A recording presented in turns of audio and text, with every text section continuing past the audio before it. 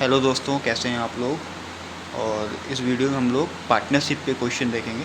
ठीक है, पार्टनरशिप क्या होता है और इस पे बेस्ड ऑन क्वेश्चन देखेंगे। तो स्टार्ट करते हैं। इन्वेस्टमेंट जो होता है, investment into time is equal to profit. ठीक है, तो अगर कोई दो बंदा है, ठीक है, ए और बी, दो बंदा है। अब उसका जो इन्वेस्टमेंट है, ए के लिए A1 होगा, I1 हो गया, और बी के लिए I2 हो गया। ठीक है, इनका जो टाइम का जो रेशियो है, ए जो है T1 टाइम के लिए इन्वेस्ट करता है एंड बी T2 टाइम के लिए इन्वेस्ट करता है। ठीक है, तो इनका जो प्रॉफिट का जो रेशियो होगा वो होगा I1 T1 ratio I2 T2। ठीक है, जैसे क्या है, जैसे देखो, जैसे ए और बी हैं। ठीक है, ए इन्वेस्ट करता है 2,000 रुपये मान लो, और बी इन्वेस्ट करता है 3,000 रुपये। ठीक, और टाइम के लिए ए जो है 2,000 रुपये 2 साल के लिए इन्वेस्ट करता है, और बी जो है 3,000 रुपये 3 साल के लिए इन्वेस्ट करता है। तो उनका जो प्रॉफिट का रेशियो कितना होगा, तो प्रॉफिट का रेशियो हमको पता है कि profit is equal to investment into time होता है। तो 2,000 गुणे 4,000, 4,000, और ये 3,000 गुणे 3, 9,000, और ये इनको सिंप्लीफाई कर दो तो 4:9। उनका जो प्रॉफिट का जो रेशियो होगा वो कितना होगा, 4:9 में होगा। ठीक है, अब देखिए, जो प्रॉफिट होता है हमने बताया अभी, वो होता है इन्वेस्टमेंट इनटू टाइम। ठीक, तो दो केस बनते हैं। केस नंबर 1, पहला क्या होता है, जब टाइम क्या होता है, कांस्टेंट होता है। ठीक है, टाइम कांस्टेंट का मतलब क्या होगा, क्वेश्चन में बोलेगा कि ए ने इन्वेस्ट किया और बी ने इन्वेस्ट किया, वो दोनों सेम ईयर के लिए होगा। मतलब यहाँ पे मान लो जैसे कि बी ने 2,000 इन्वेस्ट किया, और ए ने 2,000 इन्वेस्ट किया, बी ने 3,000 इन्वेस्ट किया, तो वो टाइम जो होगा ये भी 2 साल के लिए करेगा, ये भी 2 साल के लिए करेगा, मतलब सेम ईयर के लिए करेगा। तो टाइम कांस्टेंट उसको बोलते हैं। ठीक है, तो अब अगर टाइम कांस्टेंट है, इसका मतलब क्या हो गया, अगर टाइम कांस्टेंट तो इसका मतलब क्या होगा कि जो प्रॉफिट होगा ना, इस डायरेक्टली प्रोपोर्शनल टू कितना होगा, इन्वेस्टमेंट हो जाएगा। ठीक है, अब इसको कैसे देखते हैं, देखो, अब जैसे क्या होगा, ए और बी है। ठीक है, इनके इन्वेस्टमेंट का रेशियो कितना दिया है, मान लो 2:3 दिया है, तो इनके प्रॉफिट का रेशियो कितना हो जाएगा, प्रॉफिट का रेशियो भी 2:3 हो जाएगा। क्यों, क्योंकि अगर टाइम यहाँ पे क्या दिया है, मान लो टाइम दे दिया 1 ईयर के लिए, 1:1 रेशियो है। ठीक है, मतलब ए ने मान लो कि 2 रुपये किया, ठीक है, 1 साल के लिए, और 3 ने भी 3 रुपये किया 1 साल के लिए, मतलब इनका जो टाइम है ना, सेम है ना, तो उनके अगर टाइम सेम है तो इन्वेस्टमेंट का जो जितना इन्वेस्टमेंट का रेशियो होगा वही प्रॉफिट का रेशियो हो जाएगा। ठीक है, अब दूसरा देखते हैं, केस नंबर 2। अब यहाँ पे केस नंबर 2 में क्या होगा कि इन्वेस्टमेंट जो होता है वो अगर कांस्टेंट हो गया,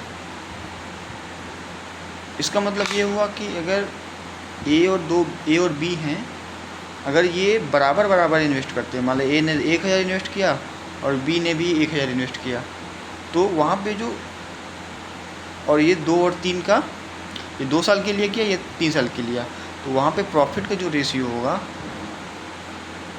प्रॉफिट जो होगा वो भी जितना टाइम का रेशियो वही प्रॉफिट का रेशियो हो जाएगा। क्यों, क्योंकि इन्वेस्टमेंट सेम है।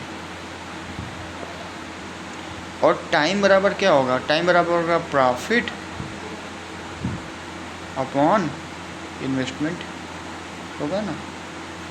ठीक है, तो अब हम लोग क्वेश्चन देखते हैं आगे।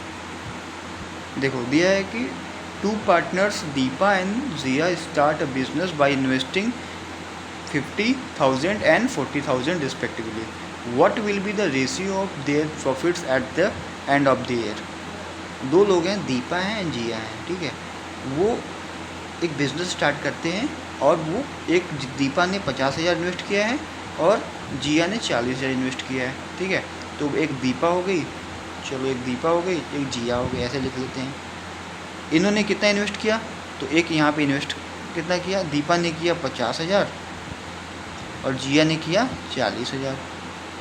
अब आगे बोल रहा है कि what will be the ratio of their profit at, profit पूछ रहा है, ठीक है, तो हमको प्रॉफिट बताना है।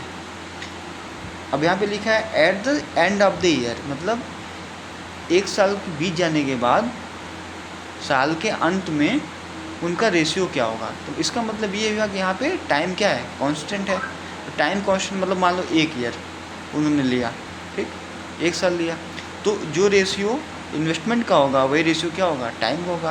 तो इन्वेस्टमेंट का रेशियो कितना हो गया, तो यहाँ पे और इनको सिंप्लीफाई कर दो, 3 जीरो से 3 जीरो काट दो, 5:4 का रेशियो है।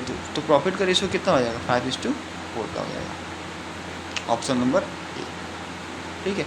अगर आप मल्टीप्लाई भी कर सकते हैं, 5 × 1 5, 4 × 1 4।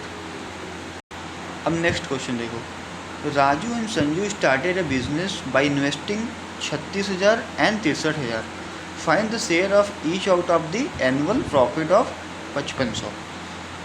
एक राजू हैं एंड संजू हैं, इन्होंने क्या किया, बिजनेस स्टार्ट किया, चलो बिजनेस इन्होंने स्टार्ट कर दिया, और अब बोल रहे हैं कि भैया कितना किया इन्होंने, इन्वेस्ट किया कितना, राजू ने 36,000 इन्वेस्ट किया और संजू ने 63,000 इन्वेस्ट किया।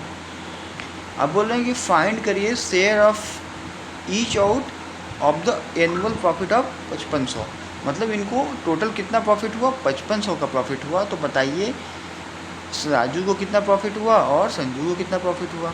तो टोटल प्रॉफिट जो है दे दिया है कितना, 5500 रुपये, ठीक। अब देखो, अब यहाँ पे टाइम नहीं दिया, यहाँ पे मतलब टाइम क्या है, कांस्टेंट है। तो टाइम कांस्टेंट है, इसका मतलब क्या हो गया, मान लीजिए ये 1 ईयर के लिए है, इन्होंने 1 साल के लिए दोनों ने इन्वेस्ट किया। तो हमको पता है, फार्मूला पता है ना, प्रॉफिट बराबर क्या होता है, इन्वेस्टमेंट इनटू टाइम।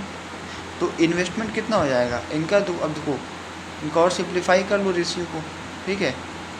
अब यहाँ ये 9 से काटोगे 4, ये 9 से काटेंगे कितना 7, मतलब 7:4 के रेशियो में।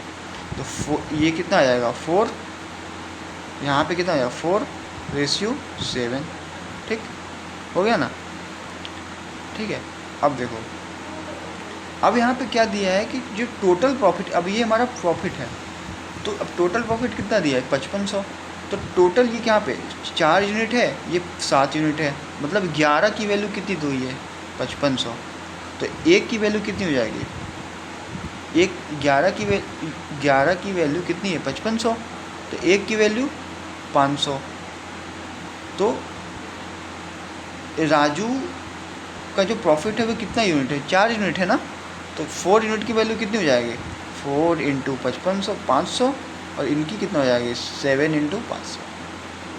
मतलब राजू को 2000 का प्रॉफिट हुआ और संजू को कितने का 3500 का प्रॉफिट हुआ। समझ में आया, ऑप्शन नंबर ए।